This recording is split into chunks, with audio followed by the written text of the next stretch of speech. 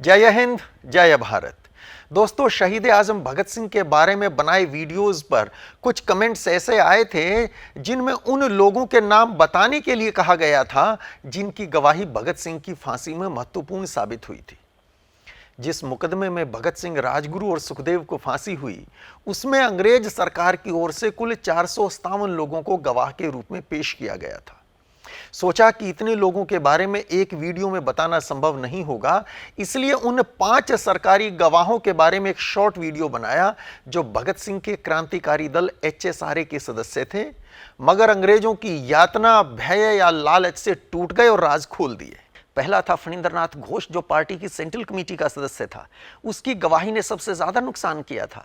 उसे अंग्रेजों ने इनाम में 50 एकड़ जमीन दी। दूसरा था जयगोपाल, जो सांडर्स वध में भगत सिंह व राजगुरु के साथ था, पर सरकारी गवाह बना और गद्दारी की। अंग्रेजों ने उसे 20,000 रुपए इनाम दिया, जो आज 20 करोड़ से कम नहीं होता। तीसरा था हंसराज वोहरा, सुखदेव की बहन उसकी चाची थी। वो भी सरकारी गवाह बना और सुखदेव के ही खिलाफ गवाही दी। उसे इनाम में इंग्लैंड में पढ़ने का मौका मिला। चौथा था मनमोहन बनर्जी, वो फणींद्रनाथ घोष का चेला था। वो भी सरकारी गवाह बना और 50 एकड़ जमीन का मालिक भी। पांचवा गद्दार ललित कुमार मुखर्जी, केमिस्ट्री का छात्र था, ये भी सरकारी गवाह बना था। वैसे सभी 457 गवाहों में ऐसे भी कई लोग थे जिन्होंने अंग्रेजों को बहुत नाराज, निराश किया था। जैसा अंग्रेज चाहते थे वैसा बयान अदालत में उन्होंने नहीं दिया था। खैर, अपने साथियों को धोखा देने वाले उन 5 गद्दारों के बारे में बनाए वो शॉर्ट वीडियो खूब वायरल हुआ, लाखों लोग देख चुके हैं, हजारों कमेंट्स भी आए हैं। पर कुछ कमेंट्स को पढ़कर आश्चर्य हुआ। कोई उनका धर्म देख रहा था, कोई उनकी जाति, कोई उन्हें RSS से जोड़ रहा था। इसके अलावा पिछले दिनों एक मित्र ने मुझे एक YouTube के वीडियो का लिंक भेजा जिसमें भगत सिंह के विरुद्ध गवाही देने के दावे के साथ कुछ ऐसे नाम दिए थे जिन्होंने भगत सिंह के विरुद्ध किसी मुकदमे में गवाही नहीं दी, जैसे DLF वाले लालचंद फोगाट, हरियाणा के पूर्व मुख्यमंत्री भूपेंद्र सिंह हुड्डा के दादा मातूराम हुड्डा, लाहौर हाईकोर्ट के उन दिनों के चीफ जस्टिस शादीलाल।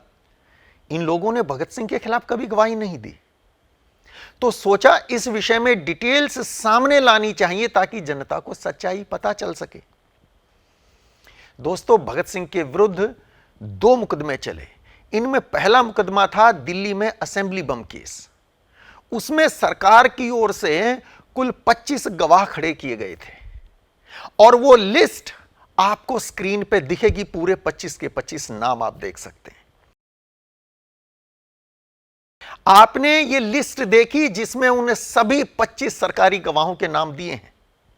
इनमें केवल शोभा सिंह थे जिन्होंने भगत सिंह और बटुकेश्वर दत्त दोनों को असेंबली में बम फेंकते हुए देखने का दावा किया था। शोभा सिंह के उस बयान में झूठ का खूब तड़का लगा था और हमने पहले ही राष्ट्रवंदना चैनल पर, इसी चैनल पर युग दृष्टा भगत सिंह की अमर क्रांति यात्रा नाम से एक वीडियो सीरीज की जिसमें कुल 53 वीडियो हैं। उसके भाग 17 में इसके बारे में, शोभा सिंह के बयान के बारे में विस्तार से बताया गया था। आप वो देख सकते हैं। कुछ सवाल खड़े होते हैं। सवाल नंबर 1 कि पहले शोभा सिंह कहते हैं कि धमाके के समय वे नक्शे में दिखाए गए निशान जी के पास खड़े थे।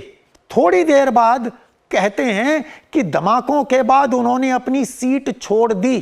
कौन सी बात सही है? खड़े थे या बैठे थे? यदि वे सीट पर बैठे थे तो 12:30 बजे वो पहुंचते हैं असेंबली में। इतनी लेट आने के बाद भी जहां इतनी भीड़ थी, इतने सारे लोग खड़े थे, उनके लिए सीट खाली बची थी। नंबर 2, शोभा सिंह ने माना है कि उस समय हर किसी की निगाह अध्यक्ष की कुर्सी पर थी। क्यों? क्योंकि अध्यक्ष तब पब्लिक सेफ्टी बिल पर अपनी बहुप्रतीक्षित रूलिंग देने वाले थे। तो क्या शोभा सिंह को उस रूलिंग में कोई दिलचस्पी नहीं थी जिसके बारे में जानने के लिए उस दिन इतनी भीड़ वहां पहुंची थी? और उनको यह डर क्यों लगा कि रूलिंग के समय यदि वे अध्यक्ष की ओर देखेंगे तो उनके दोस्त जो अपनी सीटों पर आराम से बैठे सदन की कार्रवाई देख रहे थे, वो दोस्त खो जाएंगे? कहां चले जाएंगे वो? नंबर 3, शोभा सिंह मानते हैं कि बम फेंकते समय भगत सिंह सीटों के पीछे खड़े लोगों की भीड़ में थे और शोभा सिंह के दोस्त आगे सीटों पर बैठे थे। यह शोभा सिंह का ही कहना है। वे कहते हैं कि उनकी नजर एकटक अपने दोस्तों पर थी। भाई दोस्त अगर भीड़ में खो गए तो लंच कौन खिलाएगा? पता नहीं कितने दिन से उपवास पे थे हजरत। ना तो उनकी नजर अध्यक्ष की ओर थी जो पब्लिक सेफ्टी बिल पर रूलिंग देने वाले थे, एकटक निगाह दोस्तों को ही देखे जा रहे थे। खैर, कहते हैं कि उनकी नजर एकटक अपने दोस्तों पर थी, तो फिर पीछे भीड़ में खड़े भगत सिंह को कैसे देख लिया? वो भी तब जब दोनों के बीच 200 फुट की दूरी थी। खुद कहते हैं कि लगभग 200 फुट की दूरी थी। बाद में शोभा सिंह कहते हैं कि मैंने तो सिर्फ कपड़े देखे थे। क्वेश्चन नंबर 4, पहले धमाके के बाद पब्लिक गैलरी में भगदड़ मच गई थी, हर कोई बाहर निकलने की जल्दी में था। शोभा सिंह ने खुद माना है कि उसके दोस्त भी पहले धमाके के बाद अपनी सीटों से उठ गए थे। जाहिर है वे भी बाहर निकलने के लिए भागे होंगे। सवाल यह उठता है कि शोभा सिंह की तेज निगाहें उस घड़ी अपने उन खास दोस्तों को ढूंढ रही थी या अब लंच का इरादा छोड़ दिया था? शोभा सिंह भगत सिंह और बटुकेश्वर दत्त से 200 फुट दूर थे और बीच में सैकड़ों लोग जो बाहर निकलने के लिए भाग रहे। लेकिन शोभा सिंह की नजर अब ना तो उन दोस्तों पर है जो सीट छोड़कर भाग लिए, ना अध्यक्ष की तरफ है, ना उधर असेंबली में जहां एक बम फेंका जा चुका। उनकी नजर उस भीड़ में भी बटुकेश्वर दत्त पर गड़ी थी जो दूसरा धमाका कर रहे थे। हो सकता है उनके पास भगवान शिव का तीसरा नेत्र था। एक प्रश्न उठता है कि हम जो कह रहे हैं वो सच है, इसका क्या प्रमाण है? हमने जो 25 नाम दिए वो सही हैं या गलत, क्या प्रमाण है? दोस्तों, मेरे पीछे भारत सरकार के नेशनल आर्काइव्स का ऑफिशियल वेब पोर्टल आप स्क्रीन पे देख पा रहे हैं, abhlekh-patal.in। अभिलेख पटल पे आप भी रजिस्टर कर सकते हैं, इसकी कोई फीस नहीं होती है। आप रजिस्टर करिए और लॉगिन करिए। यहां भगत सिंह के दोनों मुकदमों, चाहे दिल्ली का असेंबली बम केस था, चाहे लाहौर कॉन्स्पिरेसी केस था, दोनों मुकदमों से जुड़ी सभी महत्वपूर्ण फाइलें डिजिटलाइज करके पोर्टल पे अवेलेबल हैं। आप खुद पढ़ सकते हैं। होता क्या है कि हम स्वाध्याय कम करते हैं और फिर सोशल मीडिया पे जो कोई झूठ चला दे हम उस पर विश्वास करने लगते हैं कई बार। तो आप देखिए, मैं आपके सामने इसको दिखा रहा हूं। यहां हमने रजिस्टर किया, लॉगिन किया, उसके बाद एडवांस सर्च पे जाइए। आप एडवांस सर्च पे जाके हमने लिखा असेंबली बॉम्ब, खाली इतना भर लिखना है। आपकी फाइल वहां पे 6 वॉल्यूम में खुल के आएंगी। कैसे? मैं इसको देखिए दोबारा करता हूं। आपको यहां पे असेंबली, ये फाइलें खुल के आ गई। टोटल वहां पे 6 फाइलें हैं, ये देखिएगा, ये 6 फाइलें हैं। इसके वॉल्यूम 2 में अगर आप जाएंगे ना, वॉल्यूम 2 में सभी 25 सरकारी गवाह, जो अभी लिस्ट आपने देखी थी ना, असेंबली बम केस में अभियोजन पक्ष की ओर से, अंग्रेजों की ओर से कुल 25 गवाह पेश किए गए थे। उन सभी 25 के बयान यहां वॉल्यूम 2 में अवेलेबल हैं। तो हमने इस पे क्लिक किया और सर्च पे क्लिक किया, ये फाइल सामने आ गई। यहां क्लिक किया और उसके बाद इसको, ये फाइल खुल गई है। टोटल 183 पेजेस हैं। हमने व्यू फुल स्क्रीन व्यू किया और इसको स्क्रॉल करते हुए चलें। ये है वो फाइल, ओरिजिनल फाइल है, ये देखिए आप। और इसमें हम इसको स्क्रॉल करेंगे, सभी गवाहों के बयान आ जाएंगे। यहां लिस्ट में भी देखिए, ये Sardar Shobha Singh prosecution witness number 7, page 45 से 49 तक इनका बयान है। आप स्क्रॉल करके ऊपर चलिए, पूरे 25 के 25 के आपको मिल जाएंगे। ये देखिए, ये पेज 18 पे, इसका पीडीएफ पेज 18 है, ये पेज 15। ये प्रोसिक्यूशन विटनेस नंबर 1 है, जो दिल्ली के सिविल सर्जन होते थे उस जमाने में, कर्नल CH रिनहॉल्ड। ये इनका बयान है, ये इनका बयान है। इन्होंने जो बताया था, इन्होंने जो उस असेंबली बम केस में थोड़ी बहुत चोट जो लगी थी कुछ लोगों को, 5 लोगों को, उनमें से किसी को इन्होंने चेकअप किया तो इन्होंने वो बयान दिया था। तो यहां उन सभी 25 गवाहों के बयान आपको मिलेंगे। मैंने क्या कहा, मत विश्वास कीजिए, और दुनिया सोशल मीडिया पे क्या कह रही है, मत विश्वास कीजिए, खुद पढ़िए, जाइए अभिलेख पटल पर, सभी गवाहों के बयान मिलेंगे।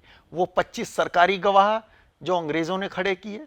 तो दोस्तों, ये तो बात हुई असेंबली बम केस की, जिसमें भगत सिंह और बटुकेश्वर दत्त को आजीवन कारावास की सजा हुई। यहां 25 गवाह मैं फिर से दोहरा देता हूं, अंग्रेजों ने खड़े किए। लिस्ट स्क्रीन पे मैं दिखा चुका हूं, और बाकी आप अभिलेख पटल पर जाके खुद भी वेरीफाई कर सकते हैं। दूसरा मुकदमा था लाहौर षड्यंत्र केस, जिस मुकदमे में भगत सिंह, राजगुरु, सुखदेव को फांसी हुई। उस मुकदमे में अभियोजन पक्ष की ओर से, यानी अंग्रेजों की ओर से, कुल 457 लोग गवाह के रूप में पेश किए गए। इनके अलावा कुछ सरकारी अधिकारी और भी थे जो गवाह के रूप में आए हैं अदालत में। और इस मुकदमे के सारे दस्तावेज, वो ऑफिशियल फाइल्स, वो भी जैसा मैंने पहले कहा अभिलेख पटल पर अवेलेबल हैं। वो भी मैं दिखाऊंगा अभी आपको। वहां प्रोसीडिंग्स को आप पढ़ेंगे, प्रोसीडिंग्स बुक में उन 457 के 457 और उसके अलावा जो सरकारी अधिकारी थे उन सब के बयान आप स्वयं पढ़ सकते हैं। कहीं बाहर जाना नहीं, घर पे अपने स्मार्टफोन पे, अपने लैपटॉप पे, डेस्कटॉप पे, जिस पे भी चाहें, अभिलेख पटल के पोर्टल पे जाके उन सब के बयान आप खुद पढ़ सकते हैं।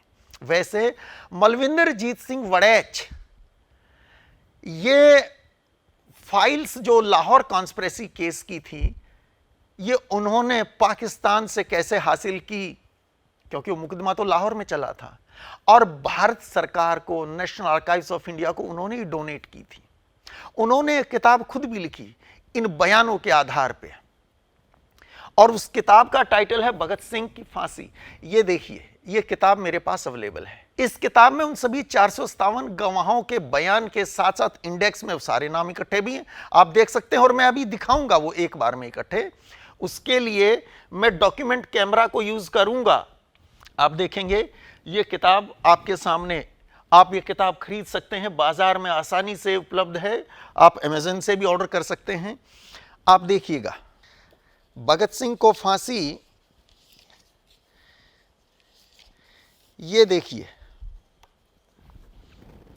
ये पहला पेज, इस पे जो गवाह सरकारी, पहले 4 सरकारी गवाह हैं, वाजिद अली शाह, मोहम्मद इस्माइल, नजफ खान, सैयद असगर अली, ये 4 हो गए, ये सरकारी अफसर। इसके बाद हैमिल्टन हार्डिंग्स एसएसपी, जिसने वो एफआईआर की थी।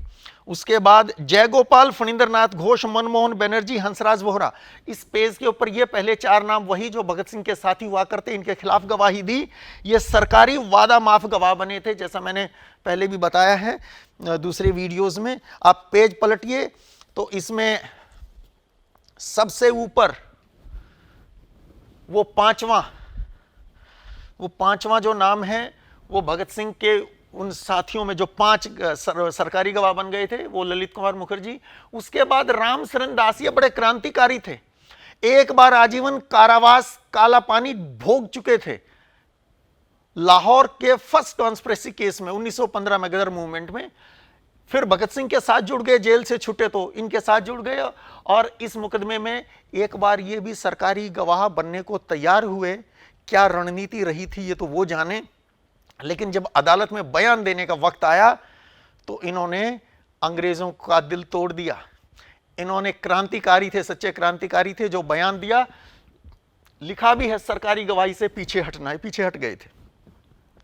और उसके बाद के नाम देखिए, उन लोगों को जिन्होंने अंग्रेजों का साथ दिया, उसमें भी सभी मजहब और सभी जातियों के लोग थे, और इस देश की आजादी के लिए मिटने वालों में भी। आप आगे देखिए, मैं पेज पलटता हूं, पूरे 457, आपकी जिसमें रुचि है आप वो ढूंढ लीजिए, आपको सब मिलेंगे यहां पर। दोस्तों, देशभक्त और देश को धोखा देने वाले सभी जाति धर्मों में हुए हैं। अगर एक पृथ्वीराज चौहान था तो उसके साथ गद्दारी करने वाला जयचंद था, एक सिराजुद्दौला था तो उसको धोखा देने वाला मीर जाफर था। ये कोई नई बात नहीं है, आपको सभी जाति सभी धर्मों में मिलेंगे। इसलिए ये अच्छी बात नहीं कि हम किसी एक जाति या किसी एक मजहब को, ये 457 नाम मैंने आपको दिखा दिए।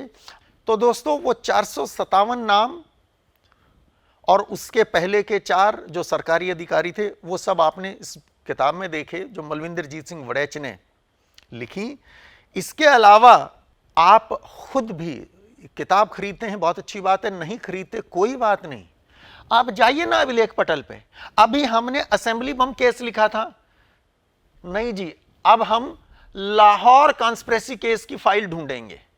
चलिए ऐसा कर लेते हैं, लाहौर स्पेस कॉन्स्पिरेसी CONS, ये इतने भर से, अभी हमने सिर्फ इतना भर लिखा था लाहौर कॉन्स, तो ये लाहौर कॉन्स्पिरेसी केस की फाइल्स आ गई। जैसा मैंने कहा ये मलविंदरजीत सिंह वड़ैच ने ही डोनेट की थी, तो यहां पे आपको उनका नाम भी भारत सरकार के ऑफिशियल पोर्टल पे एज डोनर मिलेगा देखने को। ये सारी फाइल्स देख लीजिए। इसमें लाहौर कॉन्स्पिरेसी केस की ये जो लास्ट वाला था प्रोसीडिंग्स, लास्ट जो फाइल थी, इस प्रोसीडिंग्स के ऊपर क्लिक किया, इसको ऐड करिए और सर्च क्लिक करिए, आपको वो लाहौर कॉन्स्पिरेसी केस 1930 प्रोसीडिंग्स की फाइल सामने आ गई। फिर इस पे क्लिक करिए और ये 734 पेज की फाइल है, एक दो नहीं ना, 457 तो वो गवाह हैं और कुछ सरकारी भी। व्यू फुल स्क्रीन जाइए और ये फाइल आपके सामने है, ये आप इसको पढ़ते जाइए, एक एक करके सभी गवाह, कौन इसमें जज थे ये देखिएगा, आप पढ़िए इसको। जिस दिन प्रोसीडिंग शुरू हो रही हैं, justice J Coldstream, justice Agha Haider और जस्टिस GC हिल्टन, इन 3 ने, स्पेशल ट्रिब्यूनल ने कार्रवाई शुरू की।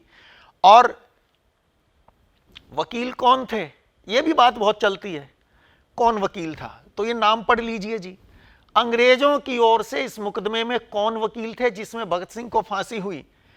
CH कार्डनॉड, कलंदर अली खान, गोपाल लाल, ये 3 वकील हैं और बख्शी दीनानाथ ये पुलिस इंस्पेक्टर है।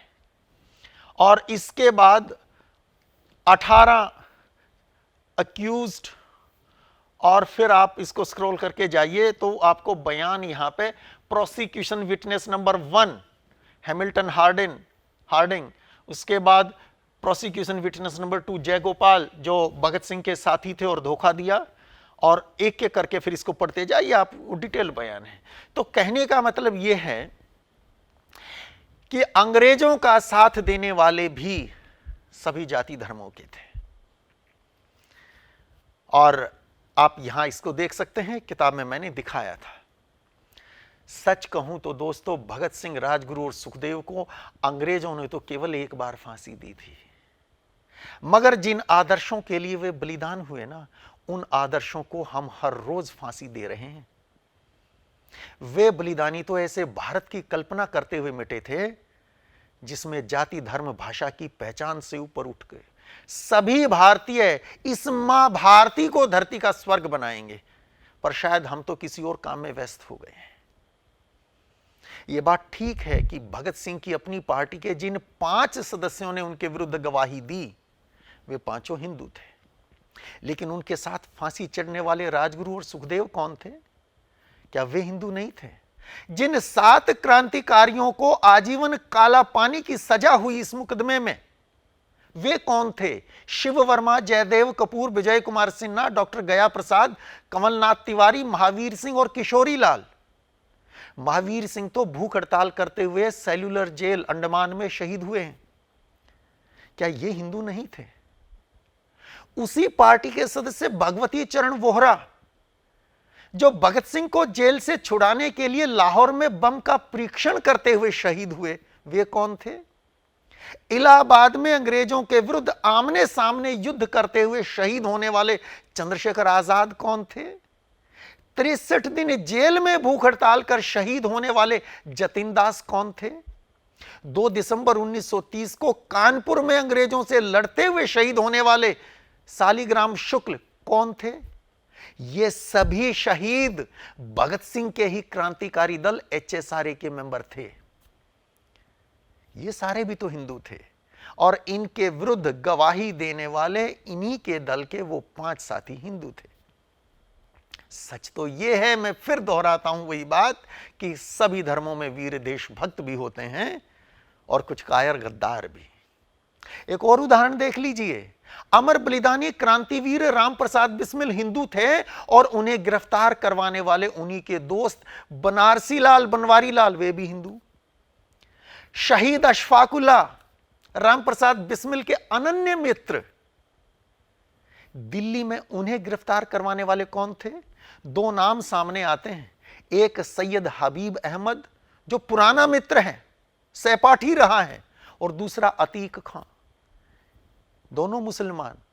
जिसको गिरफ्तार करवाया, देश के लिए जो बलिदान दिया, वो भी मुसलमान और पकड़वाने वाले भी दोनों मुसलमान। और अशफाकुल्लाह के वकील कौन थे? कृपा शंकर हजेला, एक हिंदू। इनके अलावा अशफाकुल्लाह के खिलाफ पूरी मेहनत से मुकदमा तैयार करने वाले पुलिस अधिकारी कौन थे? तसद्दुक हुसैन। और चार्जेस फ्रेम करने वाले मैजिस्ट्रेट कौन थे? ऐनुद्दीन। इसलिए मेरा आपसे इतना निवेदन है हाथ जोड़कर कि वीरों का एक ही मजहब, एक ही पंथ, एक धर्म होता है, देशभक्ति, और कायरों का गद्दारी। उसमें हिंदू मुसलमान नहीं ढूंढना चाहिए। दोस्तों, मेरे पीछे स्क्रीन अभिलेख पटल आप देख रहे हैं, मैं इसको चेंज करूंगा और भारत मां के वीर लाडले बलिदानी बेटे अशफाकुल्लाह की जेल डायरी के कुछ पन्ने आपको दिखाऊंगा, आंखें खुल जाएंगी। दोस्तों, मेरे पीछे हैं वो पन्ने अमर बलिदानी अशफाकुल्लाह की जेल डायरी के, जो जिंदगी के उन आखिरी दिनों में लिखे हैं उन्होंने। और क्या लिख रहे हैं अशफाकुल्लाह, और क्या हमने बना दिया इस देश को। पढ़िए एक बार। For children and friends. और ये मैं कहां से लाया हूं? शहीद अशफाकुल्लाह के घर से। उनके पोते, उन्हीं के हमनाम अशफाक जी ने हमें वो डायरी दी। वो पन्ने पलटे और वहां से इनके फोटो लिए और आज आपके सामने लेके आया हूं, इसीलिए कि हम इन बलिदानियों को जाति और धर्मों में बांट के इस देश के साथ ये अन्याय ना करें, उनके साथ अन्याय ना करें। क्या लिख रहे हैं? My goddesses, oh my life soul, my heaven, my motherland, there is no shame, there is no pain, there is no grief, no sorrow when the 300 million voices sing in a chorus motherland। क्या कह रहे हैं अशफाकुल्लाह अपनी जिंदगी के आखिरी दिनों में? माई गॉडेसेस, मेरी देवी, माई लाइफ सोल, मेरी जीव आत्मा, माई हेवन, मेरी जन्नत, मेरी बहिश्त, मेरी खुल्द, मेरा स्वर्ग, मेरा वैकुंठ, माई मदरलैंड, मेरी मातृभूमि। मेरी मातृभूमि, तू मेरी देवी है, तू मेरी जीव आत्मा है, तू ही मेरी जन्नत है। और आगे क्या लिख रहे हैं? देयर इज नो शेम, ये कहने में कोई शर्म की बात नहीं है। देयर इज नो पेन, और कोई कष्ट नहीं होगा। देयर इज नो ग्रीफ, कोई तकलीफ नहीं होगी। नो सोरो, कोई दर्द नहीं। व्हेन द 300 मिलियन वॉइसेस, जब तेरे 30 करोड़ बेटे, तेरी 30 करोड़ संतानें, भारत की आबादी 30 करोड़ होती थी उन दिनों। When the 300 million voices sing, गाएंगे इन अ कोरस, एक साथ, हिंदू भी गाएंगे और मुसलमान भी गाएंगे। जब तेरे 30 करोड़ बच्चे गाएंगे तेरी आरती इन अ कोरस मदरलैंड, हे मातृभूमि, जब तेरे 30 करोड़ बच्चे इकट्ठे एक आवाज में कोरस में गाएंगे तेरे गीत, तो सब कष्ट मिट जाएंगे। यह कल्पना थी अमर शहीद अशफाक उल्लाह की। और आगे क्या लिखा है, एक बार आईना देख लीजिए। Brothers and friends will weep after me, but I am weeping over there coldness and infidelity towards our motherland. मेरे दोस्त, मेरे भाई, मेरे हमवतनी, मेरे भारतवासी मेरे बाद रोएंगे, मेरे जाने के बाद रोएंगे और मुझे याद करके रोएंगे। और मैं आज रो रहा हूं। कितना दर्द होगा उसकी छाती में जब ये शब्द लिखे होंगे, मैं आज रो रहा हूं। I am weeping over there coldness and infidelity towards our motherland. मातृभूमि के प्रति उनकी उदासीनता, उनकी बेवफाई देखकर मैं आज रो रहा हूं। और उन रोने वालों को क्या कह रहे हैं आगे, weep not children, weep not elders, I am immortal, I am immortal. मत रोना बच्चों और मत रोना बुजुर्गों, मैं मरूंगा नहीं, मैं अमर हूं, अमर हूं, अमर हूं। I M immortal, I am immortal. और सही कहा था, मातृभूमि पर जान लुटाने वाले मरते नहीं, अमर हो जाते हैं। क्या जाति और क्या धर्म देखोगे अशफाक उल्लाह की आप? बता दो जरा, वो किस जाति किस धर्म के थे? वो मां भारती के बेटे थे, यही एक पहचान थी उनकी। दोस्तों, दूसरी बात ये कि ये 457 गवाह जो यहां थे और वो 25 गवाह जो असेंबली बम केस में थे, इनमें से किसी का भी आरएसएस से दूर दूर का रिश्ता नहीं था। यह बात भी एकदम झूठ है, बेबुनियाद है। सच यह है कि वर्ष 1925 में नागपुर में डॉक्टर हेडगेवार ने कुछ तरुणों को साथ लेकर आरएसएस की स्थापना की। जून 1929 में असेंबली बम केस और 29-30 में फिर ये लाहौर कॉन्स्पिरेसी केस, तब तक आरएसएस का ऐसा विस्तार कहीं नहीं हुआ था कि पंजाब में उनके लोग थे और फिर वो लोग थे और वो गवाही देने आए थे। ये बेमतलब की बातें, बेबुनियाद बातें हैं। कोई सरकारी या दूसरा प्रमाणिक दस्तावेज इस बात का उल्लेख नहीं करता। यदि बात करें मातूराम हुड्डा की, ये हरियाणा के पूर्व चीफ मिनिस्टर भूपेंद्र सिंह हुड्डा के दादा थे और भगत सिंह के खिलाफ किसी मुकदमे में सरकारी गवाह बनकर नहीं आए थे और ना ही लालचंद फोगाट आए थे। और शादीलाल की यदि बात करूं तो शादीलाल उन दिनों लाहौर हाई कोर्ट के चीफ जस्टिस थे और स्पेशल ट्रिब्यूनल के जो 3 जजेस अपॉइंट हुए, जो मेंबर थे स्पेशल ट्रिब्यूनल के, उनकी अपॉइंटमेंट इनके हाथ से हुई। इस बात के लिए इनकी जिम्मेदारी है, पर गवाह बनकर वो कहीं नहीं आए थे। आप स्वयं जाइए अभिलेख पटल पर। मैं फिर कहता हूं, अगर असेंबली बम केस के 25 गवाहों के नाम और बयान पढ़ने हैं तो असेंबली बम केस एडवांस सर्च में डालेंगे, सारी फाइल्स आ जाएंगी। वॉल्यूम 2 पर क्लिक करना, आपको मिलेंगे सभी गवाह। और जाना है यदि लाहौर कॉन्स्पिरेसी केस में, तो लाहौर कॉन्स्पिरेसी वहां पे डालेंगे तो लाहौर कॉन्स्पिरेसी केस की सारी फाइलें आ जाएंगी। वहां प्रोसीडिंग्स वाली फाइल पे जाइए, सभी गवाहों के नाम बयान सब मिलेगा, स्वयं पढ़िए। और सोशल मीडिया पर लोगों द्वारा फैलाए जा रहे झूठे भ्रामक प्रचार से भ्रमित ना हो। मां भारती के उन अमर बलिदानियों को किसी जाति या धर्म में कैद ना करें। वे मां भारती के बेटे थे, असली पहचान यही थी उनकी। किसी एक धर्म, किसी एक जात के नहीं थे। और वो जिन्होंने देश को धोखा दिया, देश के साथ गद्दारी की, उनको भी किसी एक जाति के साथ या किसी एक धर्म मजहब के साथ जोड़कर उस धर्म या उस मजहब के मानने वालों में नफरत ना पैदा करें, क्योंकि वो भी सच नहीं होगा। हर धर्म में, हर जाति में गद्दार भी पैदा हुए और देशभक्त भी पैदा हुए। आज के लिए इतना ही। जय हिंद, जय भारत।